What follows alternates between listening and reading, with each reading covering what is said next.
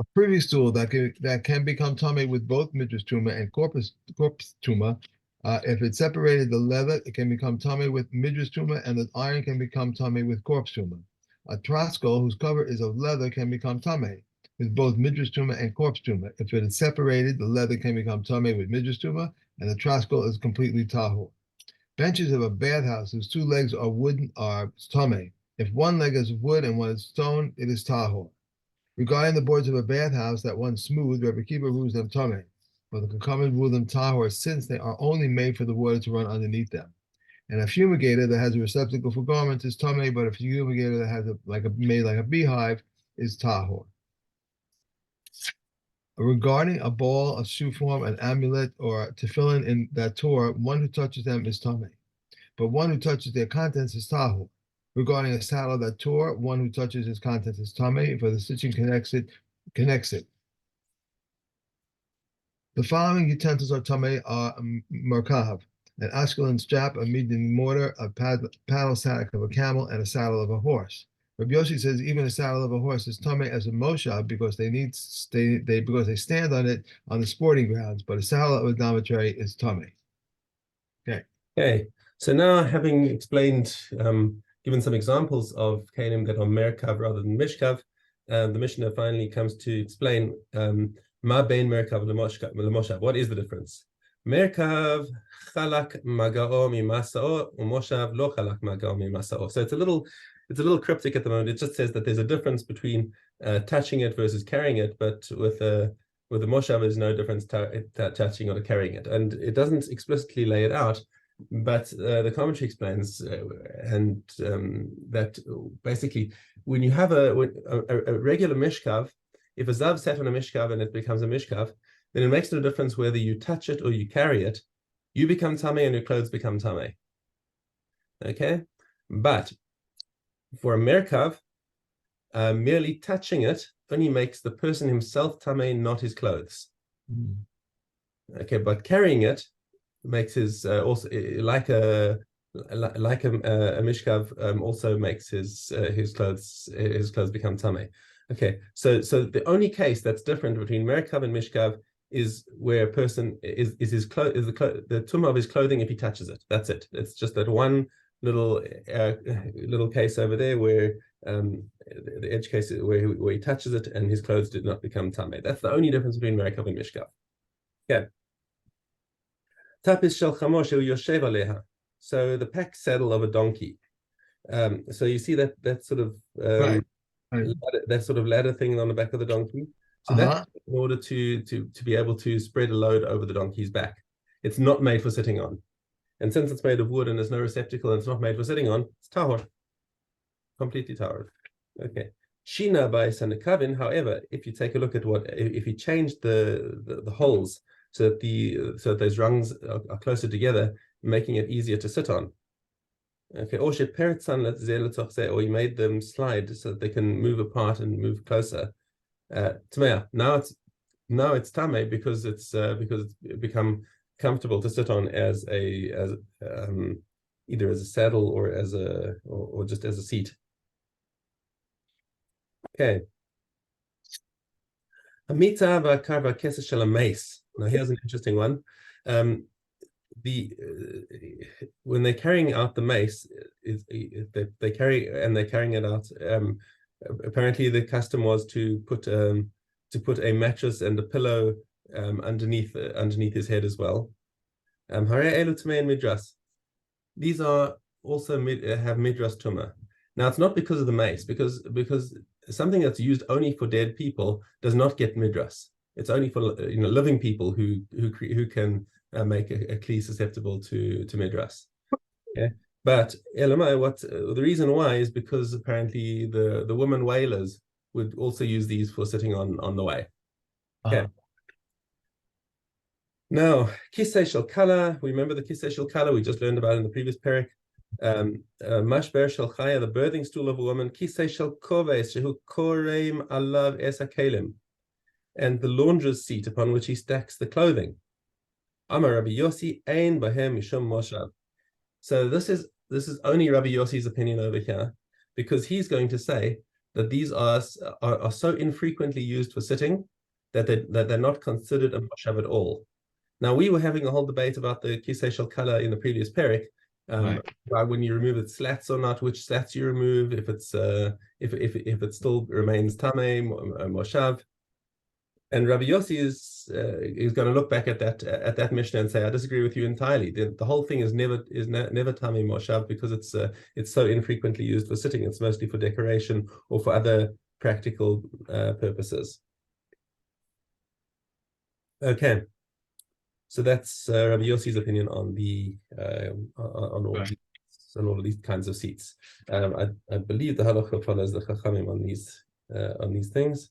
The halacha does not follow the view of Rabbi Yossi. Okay, fishing net, Keilim. Remember, we actually came across the Keilim before in the Darim. Because a person said Keilim ze'alai or whatever, and he had in mind, and he said he had in mind for a fishing net. So he was just looking around, right? So this is again the Keilim is the fishing net. Over here, tamei mipnei hazuto. So the fishing net is really, it's a net. So you would think it's not really tamei, but because of its bottom, the fishing nets are made of a network of ropes tied together with relatively large gaps between the ropes. On its own, the net would not be susceptible to tumah. However, at the bottom there's a small concave section of woven ropes where the bait would be placed. So that container for the bait therefore makes the bottom susceptible to tumah, and the main body of the net are treated as one utensil. So the whole thing is susceptible to tumah because of that bottom receptacle. So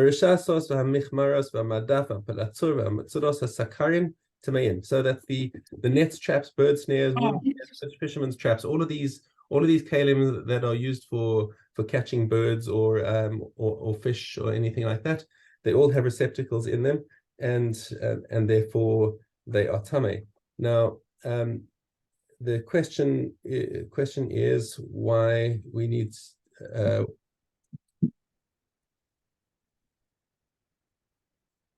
So the bird snare, in the commentary he mentions the bird snare is listed among utensils which are ruled tamei. It's nothing more than it's a wide board propped up by a stick, and then the bird would come underneath it to eat the seeds, and it would knock over the stick, and the trap would fall on top of them. So it's just a flat board and should be impervious to tumah. Here, the board has the form of a utensil, says Rambam, and therefore can be susceptible to tumah on the rabbinic level, despite its lack of a receptacle, like we had with the baking board, when Chazal said, okay, it's being used as a utensil, and therefore it has tumah d'rabbanan. However, Chazon Ish says that the tumah susceptibility of a bird's net derives from the fact that it possesses some sort of receptacle that could be used to transport the birds. Okay. So all of these 5 utensils are susceptible to tumah either on a biblical or rabbinic level, depending on the design of the utensil. Then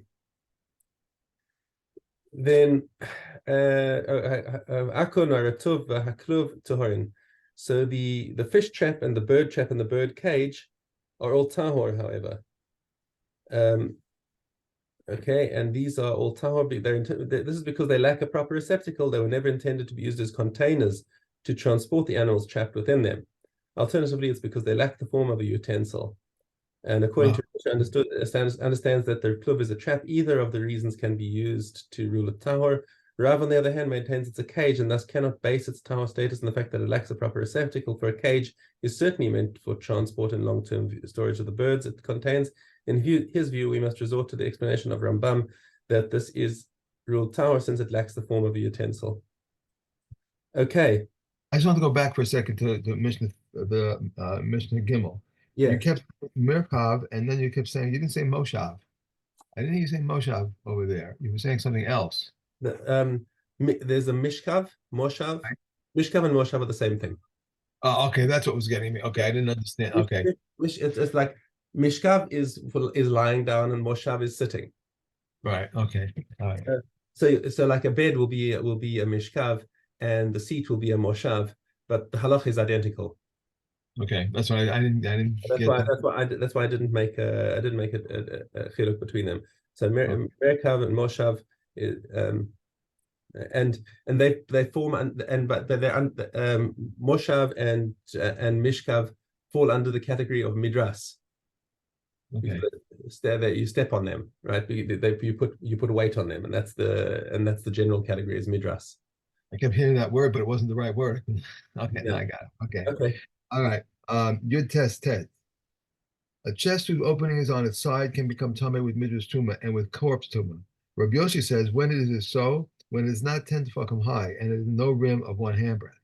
If the chest became damaged at its top, it can become tummy with corpse tuma. It became damaged at its bottom, but new removes a tummy, but it can come and rule a tower because when its primary function of a utensil is disabled, its secondary function is considered disabled as well. Regarding a mashpelas container that became too damaged to hold pomegranates, Meir rules a tummy, but the Kakaman rule a tower because when the primary function is utensil is disabled, the secondary function is considered disabled as well. And a feed basket with a capacity of 4 calves is a shepherd's pouch with a capacity of 5. Skip the page. The page. I'm sorry, you're right. Regarding pillows, sink mattresses, sacks, and martufin that became damaged, they become tummy with midras tuma. A feed basket with a capacity of 4 calves, a shepherd's pouch with a capacity of 5 kavim, a keresis with a capacity of a sa, a water skin with a capacity of 7 calves, or Rehuda says also a spice bag and a traveler's bag of any size are all susceptible to midras tuma. And if any of these become damaged, they are tahor because the primary function is disabled and the secondary function is disabled as well. Okay. And no,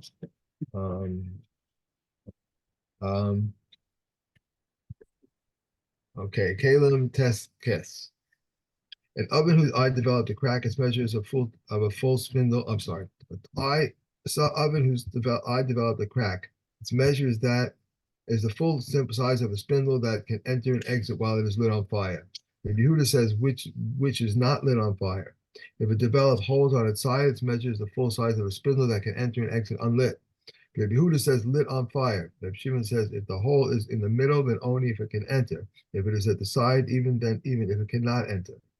And similarly, Rabbi Shimon would say regarding the stopper of a barrel that developed a hole, its measure is the width of the second node of a stalk of oats. In the middle, if it can enter in the side, it can enter inside in the side, even if it cannot enter. And similarly, when Shimon would say regarding large caskets that develop holes, the measure is the size of a second node of a reed. In the middle, if it can enter it in the side, even it cannot enter. When are these things said? When the containers were made for wine. But if they were made for other beverages, even if they have a hole in the most minute size, they are tameh. When are these things said? When the holes were not made by the hands of man. But if they were made by the hands of man, even if the hole is of a most minute size, the container is tameh. If they developed holes, utensils that are intended for food, their measure is with olives. Utensils that are intended for beverages, their measure is with beverages. The utensils that is intended for both, we apply it to the most stringent measure with regard to sealed cover, with a hole large enough to let in a beverage. Olive. The following utensils protect with a sealed cover: dung utensils, stone utensils, clay utensils, earthenware utensils, nesser utensils, bones of a fish or a skin, bones of a sea creature or a skin, and women utensils that are tahor. They protect both from their mouths and from their sides, and whether they are resting on their bases or tilted on their sides. If they were turned over on their mouths, they protect all that is beneath them down to the depths, and Eliezer removes the tameh. And these utensils protect all things except for earthenware utensil, which protects only foodstuff and earthenware utensils. Okay. The first one was very long. I'm sorry, yeah. With what may we surround the utensils? With plaster or with gypsum, with pitch or with wax, with mud or with excrement, with mortar or with crushed shards, or without any substance that can be moved. We may not surround the utensil with tin or with lead, since they cover but do not seal.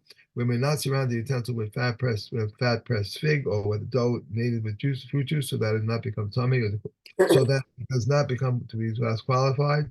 But if one did surround it with food, it is protected the utensil. Arachim.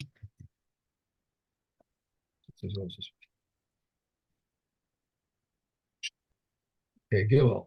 If one sells the house of the house hold on. We're in Arachin Tes Vav.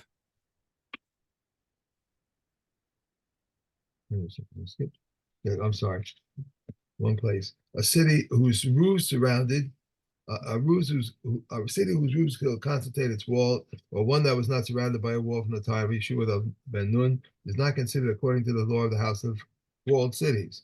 These are the houses of walled cities, three courtyards consisting of two houses, each surrounded by a wall since the days of Yeshua Ben Nun. For example, Old Katzri of Tispora, Kakra of Gush Kalav, Old Yodpas, Gamla, Kedod, Kadid, Adono, and Yerushalayim. And the same for all of these are like them. The houses of the open houses are according to the advantage of the houses of walled cities and the advantages of fields. They may be redeemed immediately, and they may be redeemed for the entire 12 months, like houses. And they do not go out in Yovel and with the deduction of money like fields. These are the houses of open towns. Two courtyards consisting of two houses each, even if they're surrounded by a wall from the town of Yeshua Ben Nun, a judge is houses of open towns. If Israel inherited from his maternal grandfather a Levi does not redeem according to this order. And so too, if a Levi inherited from his maternal grandfather, Israel does not redeem according to this order. As it is said, for the houses of the cities of Levium, unless he is both a Levi and in the cities of Levium, they are the words of Rebbe. The sages, however, say that matters were stated only concerning the cities of Levium. We may not make a field into a clearing, nor a clearing into a field, nor a clearing into a city, nor a city into a clearing. But Eliezer says, so what does this apply to the cities of the Levium? But in cities belonging to Israel, we may make a field into clearing, but not a clearing into a field. And we may make a clearing into a city, but not a city into a clearing. Yes, they destroy the cities of Israel. The Kohanim and the Levium may sell at any time, and the Redeemer at any time, as it says, the Levium shall have an eternal right of redemption. Hajjulullah. Tomorrow is Tamura. And we are now going to Makos. Yeah. If he defiled himself for the dead throughout the day, he is liable for only one. If he said to him, do not defile yourself, do not defile yourself, and he did defile himself, he is liable for each one. If he shaved throughout the day, he is not liable for only one. If they said to him, do not shave, and he did shave, he is liable for each one.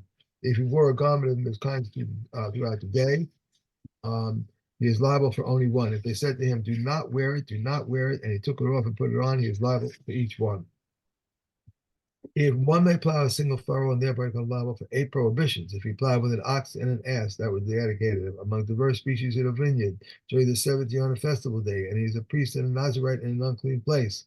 Hanina ben Hanina says he may also be wearing a garment of mixed kinds. They said to him, this is not the same title. He said to them, nor is being a Nazirite the same title. How many lashes do we inflict on him? 40 less 1, as it is written, the number 4 by number 40, a number which is close to 40. When Jesus said he suffers the full 40 lashes, and where does he suffer the added one? Between his shoulders. Okay. And Beitza.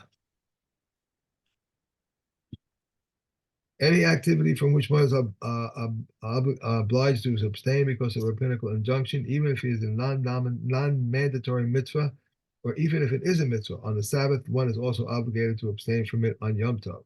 These are to be abstained from because of the rabbinical injunction. We may neither ascend a tree, nor ride upon an animal, or swim in the water, nor clap hands, nor slap thighs, nor dance. These are not the mandatory mitzvahs. We may not adjudicate, nor betroth, nor perform kalitza, or perform levirate marriages. And these are the mitzvahs we may not consecrate, nor make assessment vows, nor make a karam, nor separate truma and tithes. All these are propagated regarding Yom Tov because surely they apply to Sabbath. There is no difference between Yom Tov and the Sabbath except in laws pertaining to food preparation. Animals and utensils are at the feet of the owners. If one trusts his animals to his son or shepherd, they are at the feet of the owners. Utensils which are reserved for one of the brothers in the house are at his feet, and those which are not reserved to be carried only in the area where they all may go. If one borrows the utensils from his friend on the day before Yom Tov, is it at the feet of the borrower? If on Yom Tov, it is the feet of the lender. If a woman borrowed from a friend spices or mortar and salt for a dough, they are the feet of both Reb Yehuda and exempt both. Reb Yehuda exempts water because it has no substance. After this, we're going to after Beitza. After Beitza is Rosh Hashanah. Rosh Hashanah. Okay.